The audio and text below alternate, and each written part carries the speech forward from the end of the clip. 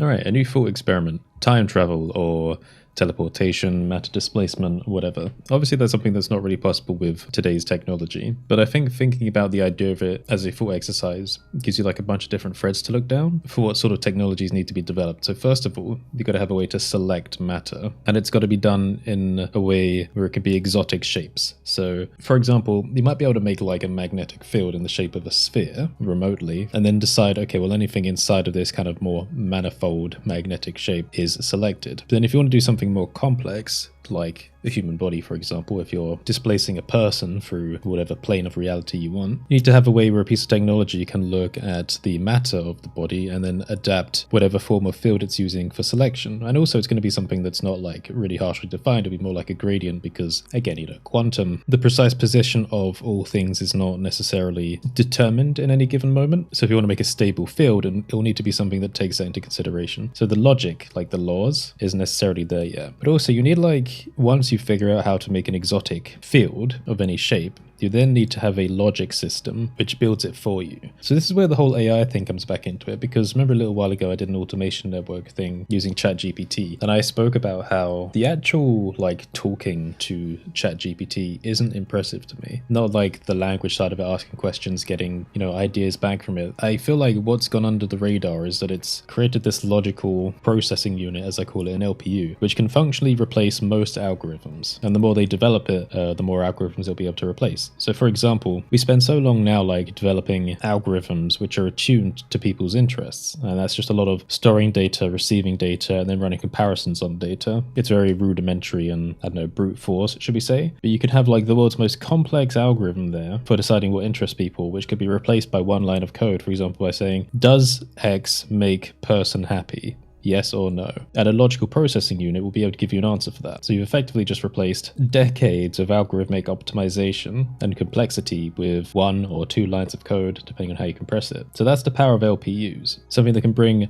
a higher abstraction level of logic, something more linguistic. Does this do this? Does this represent this? Or even asking questions, what does this represent? Replacing insane amounts of code. So that's the power of LPUs, which hasn't really been realized yet on a global scale. So now we need to imagine, if you have algorithmic units like that for software, what would that look like for hardware? So could you have an intelligent logical processing unit for hardware? That's what you would effectively need if you had a way to build an exotic field to select matter, something that would be able to, say if it was placed on you, it would grow out, it'd go, okay, I'm looking at this next area of matter. Is this part of a human body? Yes or no? If yes, then add that to the field. Then also something which can give context to that. So for example, if you get down to an arm and you go, okay, well, this is part of our field, this is not, this is. However, we expect to find 4 fingers. Okay, let's grow that out. Do we still find fingers? Yes, we do. This is part of it, this is not. Let's keep going, because then maybe some people might have a finger missing, for example. It will go, okay, well, we're looking around, we can now interpret that there's a stump here where a finger used to be. So intelligence in the process. So that gives us 2 types of technologies that you need so far. You've got exotic field construction and logical processing units for hardware. I say for hardware, but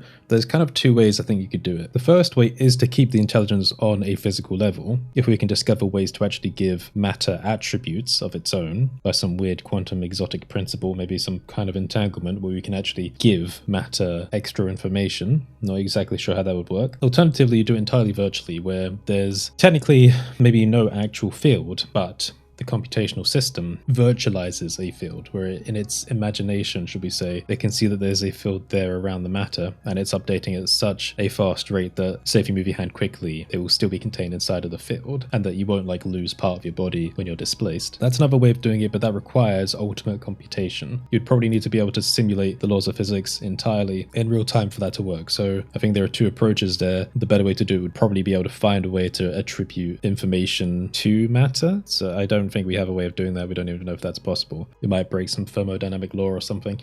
Then again, actually, MRIs kind of do that by controlling the spin of particles. So maybe spin could be information, like a frequency of a radio receiver or something like that, where an exotic field growing out could adjust the spin of particles in the body, and that might kind of be like a measuring way of selecting matter, maybe, something like that. I mean, that's an incomplete idea, but that kind of makes some sense, I imagine. So what we've got so far, we've got exotic field building, we've got a logical system for controlling that, and then once you have selected matter, you then need to have a way to uniformly manipulate everything inside of the field. So that's going to be a really complicated one. For example, like increasing or decreasing the temperature or the energy of everything inside the field. How could you do that uniformly, especially for something that's like exotic and weirdly constructed? So how could we say modify the energy of the fingertip when compared to like a rib bone, like at exactly the same time? It's not like something can move around and do that inside of the field. It's like it has to be affecting everything all at once. So to be able to do that, we're going to have a really complex understanding of physics, which again, I'd like to believe that nothing's impossible, but as a full experiment, that's something to start thinking about. How can you possibly modify everything in an exotic field? So field building, logical processing, energy manipulation, and then those are free requirements. If you're actually going to move something through space, you're going to have to have a way of like deciding where things are put, considering that space is constantly expanding and moving all the time, so it can't be anything absolute. There'll have to be some kind of guide, like a guide wave or a thread or something through time or space, or like a final marker. Again, maybe there's some kind of entanglement thing going on there. Maybe because you need to grow the field out as well. So if there was some kind of informational connection between where you are and a guide point, maybe through a thread, like a micro wormhole or something, to somewhere else in space, then that would also need to grow out a copy of your field, so the shape of your body, and then a transference would have to happen. Maybe there's a way in physics to do that where it can replace what's in a field, like a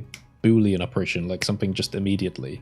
Like if you've got two copies of a field, is there any way you can just go woof and swap what's in them? So that's kind of how I'd visualize it, like teleportation wise. You have like a guide particle, and it might just be like a particle, or something like an infinitesimal point. Maybe you'd have one in whatever device you're wearing. It constructs your field, it connects to it through some kind of like instantaneous thing. God knows how that'd work. Again, like a microscopic wormhole or something. Connects to that point, grows the field out from that point so it mirrors what you are, and then does an instant swap. That's how I would imagine it. So that's a result of my full experiment, rather than something like, I don't know, Star Trek or something else where like you're deconstructing matter and then reconstructing matter. That feels too simple or brute force and just murderous, I suppose. I think that if we master physics, we'll probably be able to find ways to do that, like matter swapping, energy manipulation consistently across an exotic field, or attributing information to matter actually in physics rather than virtualized in like a software system. Don't ask me why I made this video. I think it's part of this continuing to not overthink things before recording. Just if you want to record something, sit down, do it, move on, add it to a pool, keep going. An exercise if you like, and also feeling less shameful about random ideas that you have and just putting them out there into the world in case maybe someday further down the line someone finds it useful, even if it's me. So if you made it this far, put some kind of time related emoji in the comments. It makes sense. That will show me if you did make it this far. Let me know if there are any weird technologies that you'd be interested in seeing. Have a great day, and I will see you next time.